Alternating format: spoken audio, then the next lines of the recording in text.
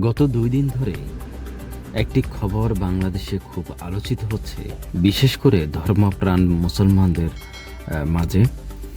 সে আলোচনাটি হলো যে ইসলামিক বক্তা, নিজেকে ইসলামিক স্কলার দাবি করা আবু তাহের মোহাম্মদ আদনান, ওনার দ্বিতীয় স্ত্রীর একটি ফেসবুক স্ট্যাটাস ঘিরে।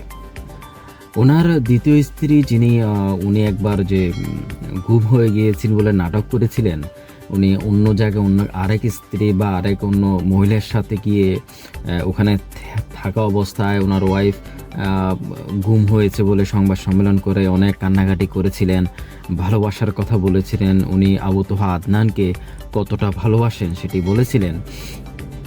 সে আবু তোহা আদনানের সেই স্ত্রীটি ফেসবুক স্ট্যাটাস দিয়েছেন যে ওনার সাথে একটি মেয়ের পরকীয়া আছে, যিনি এয়ার হোস্টেস। এটা আসলে খুবই বিব্রতিকর এবং খুবই ধর্মপ্রাণ মুসলমানদের বুকে, ইসলামের বুকে আঘাত করার মতো একটি কথা। একজন আবু তোহা মোহাম্মদ আদনান, যিনি সবসময় ইসলামের কথা বলেন, ধর্মের কথা বলেন, নিজেকে ইসলামী স্কলার, আলেম, অনেক বড় কিছু তিনি নিজেকে দাবি করেন। ওনার কথাবার্তা শুনলে মনে হয় যে উনি ধর্মের বা ইসলামের ঠেকা নিয়ে রেখেছেন, ঠিকাদার তিনি মানুষকে যে কোনো সময় জান্নাত জাহান্নামে নিয়ে নিতে পারেন, এটি কোনো ব্যাপার না। সে আবু তোহা আদনানের উপর এত বড় অভিযোগ, তাও ওনার স্ত্রী, যে স্ত্রী ওনাকে এত ভালোবাসেন, সেই স্ত্রী ওনার উপর এই ধরনের এলিগেশন আনতে পারেন, এটা আসলে ভাবা যায় না। তো ওনার স্ট্যাটাসটি ডিলিট করে দিয়েছেন, কিন্তু ডিলিট করার আগে যে স্ট্যাটাসটি তিনি দিয়েছেন সেটাতে লিখেছেন যে একটি বিমানবালা বা এয়ার হোস্টেস প্রেমে পড়েছেন আবু তাহের মোহাম্মদ আদনান। ওনার সাথে দীর্ঘ রাত কথা বলেন, চ্যাট করেন, ওনার যে নূর সেন্টার আছে ওখানে নিয়ে আসেন, গল্পগুজব করেন। উনি ওনার পোস্টে এভাবেই লেখার চেষ্টা করেছেন যে মেয়েটি ওনার পূর্ব পরিচিত, ওই মেয়েটির সাথে উনি কলেজ লাইফে ছিলেন, সেরকম কথাই উনি বলেছেন। ওনার ওয়াইফ বলার চেষ্টা করেছেন এবং খুবই ওনার আদনানের উপরে বিরক্ত হয়ে এবং আদনানের চরিত্র নিয়ে কথা বলে তিনি বিষয়টি অনেকভাবে লিখেছেন। আমি বিস্তারিত বলতে পারছি না, আমার কাছে নিজের কাছে লজ্জা হচ্ছে যে একজন ইসলামী স্কলার কিভাবে এত বিকৃত এবং এত নিম্নমানের কাজ করতে পারেন। এদের মাধ্যমে ধর্মের যে যারা এদেরকে ভালোবাসে, এদের কথা মতো শোনে, এই মানুষগুলো এদের সম্পর্কে কি ধারণা নেবে। তবে দুঃখ লাগে এটাও যে এই মানুষগুলো যদি এখনও এই আবু তোহা আদনানের মতো মানুষদের বিশ্বাস করে থাকে, তাহলে ধর্মের কি আসলে উপকার হবে সেটাও আসলে ভাবার বিষয়। এর আগে আমরা দেখেছি যে মামুনুল হক নামে একজন হেফাজতের যিনি একজন নেতা, কিন্তু তৎকালীন সময়ে তিনি অনেক খুবই জমজমাট, খুবই ভালো মানের একজন বক্তা ছিলেন, ইসলামিক বক্তা।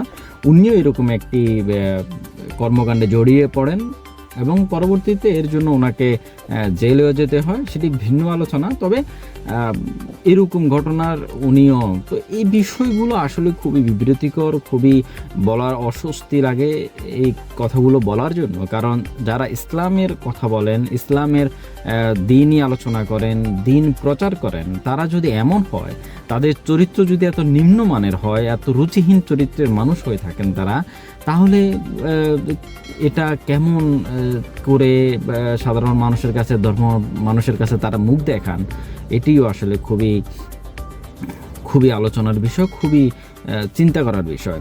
যাই হোক, তার পরবর্তী 1 ঘন্টা পরেই ওনার যে পোস্টটি ওটি ডিলিট করা হয় এবং আবু তোহা মোহাম্মদ আদনান খুবই হাস্যকর একটা পোস্ট দেন ওনার ফেসবুক পেজে এবং সেখানে লেখেন তিনি যে ওনার মোবাইল ফোনটি চুরি হয়েছে।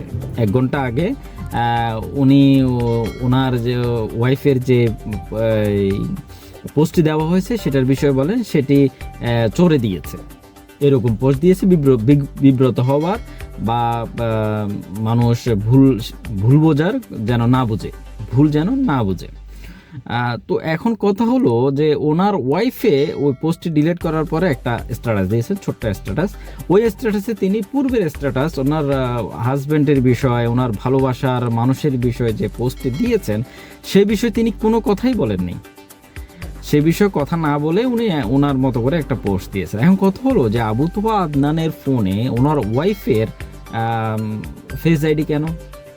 ফেসবুক আইডি কেন? তার মানে উনি দুইটি ইউজ করতেন, এক। দ্বিতীয়ত, মোবাইল যখন চুরি হয়েছে, চোর কিভাবে ওনার ওয়াইফের ফেসবুক আইডি জানেন, ফেসবুকের পাসওয়ার্ড জানেন, এক। ওনার ফোনের যে পাসওয়ার্ড ওটা কিভাবে জানেন? এবং ওনার ফোন চুরি হয়েছে, কিন্তু আবু তোহা আদনান ওনার ফোন চুরি হওয়ার পরবর্তীতে ওনার ফোন থেকে উনি স্ট্যাটাস দেন, ফেসবুক স্ট্যাটাস দেন। তো বিষয়গুলো কেমন জানি গোজামেলে এবং কি বিব্রতকর। সর্বোপরি কথা এটাই যে স্পষ্ট তো এটাই দেখা যাচ্ছে আবু তোহা আদনানের যেই চরিত্র সম্পর্কে অবগতি হওয়া যায়, যে উনি বিয়ে করা এবং উনি কচি মেয়েদের বিষয়ে, বিয়ে বিষয়ে, দাসী বিষয়ে যেসব বক্তব্যগুলো দেন, ছড়ান মার্কেটে ইসলামিক বক্তা নামে, সেই বিষয়গুলো বিবেচনা করলে যে আবু তোহা মোহাম্মদ আদনানের এমন দাসী বা এমন মেয়েদের নিয়ে এমন ছেলে খেলার, এরকম বিশ্রী কাণ্ড করার স্পষ্টতা পাওয়াই যায়। যেখানে ওনার দ্বিতীয় স্ত্রী, এত মহব্বতের স্ত্রী এই এলিগেশন দিয়েছেন, এবং তার কথাবার্তা, তাদের যে স্ট্যাটাসগুলোতে এই স্পষ্ট হওয়া যায়। যাই হোক, সবাই ভালো থাকবেন, মহান আল্লাহ তাআলা সবাইকে হেফাজত করুক, এমন ধরনের আলেমদের থেকে ইসলামকেও হেফাজত করুক।